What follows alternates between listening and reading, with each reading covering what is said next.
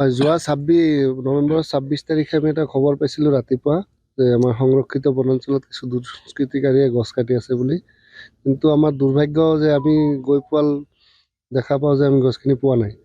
তাৰপিছত আমি মুঢ়াখিনি চিজ কৰি মই তদন্ত অব্যাহত ৰাখিছিলোঁ। যোৱাকালি আমি আমাৰ চ'ৰ্চত যদি গম পালোঁ যে আমাৰ যিখিনি গছ কাটিছিলে তাৰ কুন্দাসমূহ দুজন দুষ্কৃতিকাৰীয়ে গাড়ী দি পিনে লৈ গৈ আছে।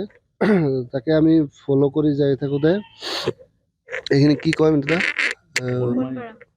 শ'লমাৰা বনপাৰা বুলি কয়। এইখিনিতে এটা মানে আমাৰ অবৈধ কাঠফলা মিল মানে গৈ আমি প্ৰত্যক্ষ কৰোঁ।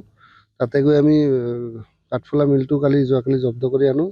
লগতে এইখিনি কুমৈৰ ভাস্কৰ ডেকা আৰু এইখিনি গলচেপাৰ পবিত্ৰ দেউৰী, এই দুজন দুষ্কৃতিকাৰীক আমি কৰায়ত্ব কৰিবলৈ সক্ষম হওঁ গাড়ীসহ।